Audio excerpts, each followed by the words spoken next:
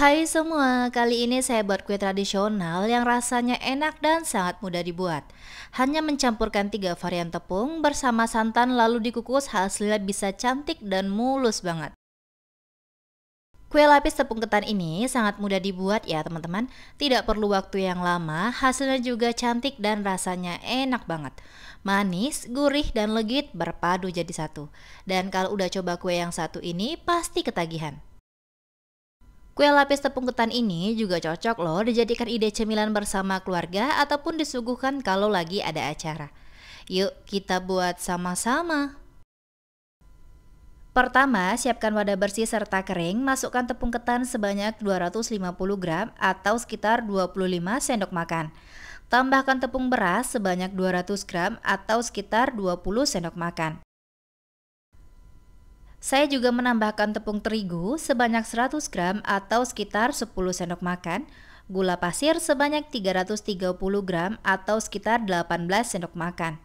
Lanjut, saya menambahkan garam sebanyak setengah sendok teh. Nah, bahan-bahan keringnya udah masuk semua, ini kita aduk rata terlebih dahulu ya dengan whisker.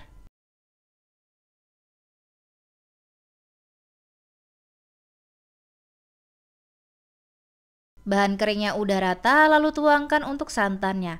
Saya masukkan santannya sebanyak 1300 ml, masukkannya secara bertahap ya. Lalu diaduk dengan whisker sampai tercampur rata. Untuk kue lapis ini wajib banget menggunakan santan yang kental serta menggunakan santan segar. Saya sarankan tidak menggunakan santan instan ya teman-teman, karena supaya rasa kuenya semakin enak, aromanya semakin wangi, serta rasanya semakin gurih. Untuk kue yang lebih awet, boleh santannya dipanaskan terlebih dahulu ya, dan gunakan santannya dalam keadaan dingin suhu ruang. Nah, supaya lebih wangi lagi, saat kita merebus santannya, tambahkan sedikit daun pandan ya teman-teman. Nah, bahannya udah rata semua, jangan lupa disaring ya, supaya tidak ada bahan yang bergumpal ataupun bergerindil. Dari adonan yang paling banyak, saya bagi menjadi 3 bagian, ada yang 800 ml dan ada yang 400 ml. Untuk adonan yang 400 ml, saya menambahkan coklat bubuk sebanyak 1 sendok makan. Jangan lupa ya, dilarutkan terlebih dahulu supaya mudah mencampurkannya. Coklatnya udah larut, kita campurkan aja ya ke dalam adonannya. Nah, kalau udah langsung aja kita aduk sampai tercampur rata. Pastikan tidak ada bahan yang bergumpal ya, teman-teman. Untuk adonan pertama yang 800 ml, saya menambahkan pewarna putih makanan sebanyak setengah sendok teh. Tapi kalau tidak ada pewarna putih, boleh di skip ya teman-teman. Jangan lupa dilarutkan terlebih dahulu supaya mudah mencampurkannya. Nah, kalau udah larut, baru kita tuangkan ke adonannya, diaduk rata ya sampai tercampur.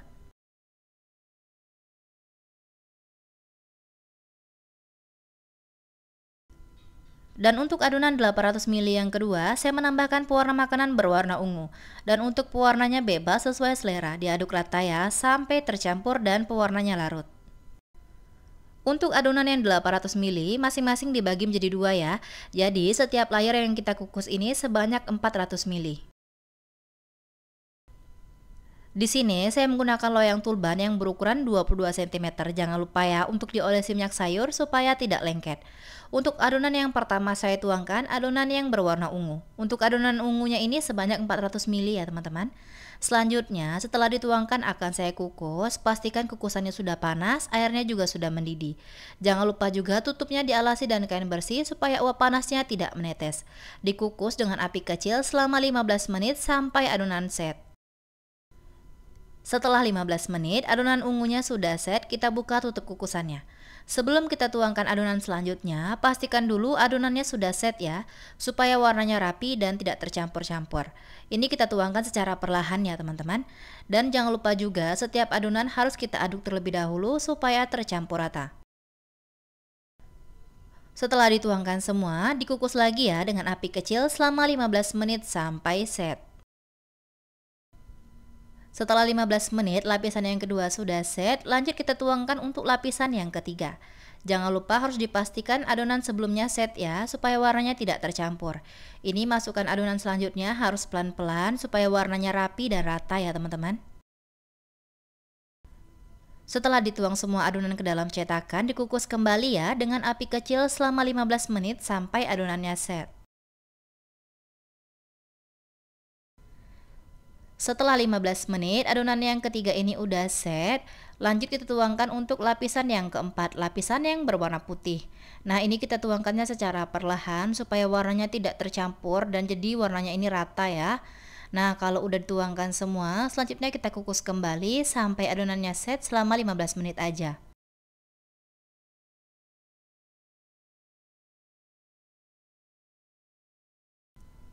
Setelah 15 menit, adonan yang keempat tadi udah set, kita tuangkan untuk adonan yang terakhir, lapisan yang kelima.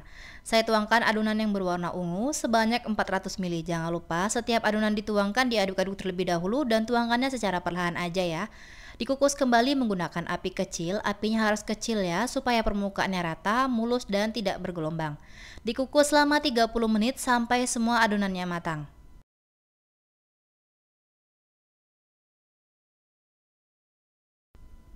Setelah 1 jam lebih saya kukus kuenya dan kuenya sudah matang ya. Langsung aja kita buka tutup kukusannya dan langsung dikeluarkan kue dari kukusan.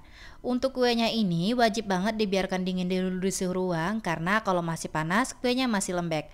Jadi biarkan dulu dingin ya supaya mudah juga dilepaskan. Setelah didiamkan selama 3 jam, adonannya sudah dingin dan sedikit memadat dan langsung aja ya kita keluarkan kue dari cetakannya.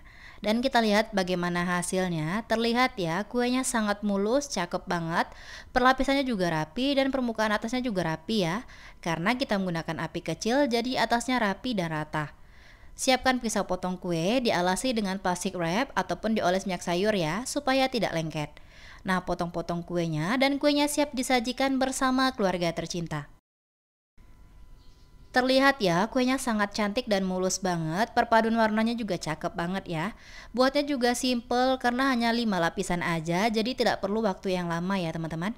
Dan kalau pengen makan kue lapis, coba di resep kue yang satu ini. Buatnya juga sangat mudah dan tidak perlu waktu yang lama.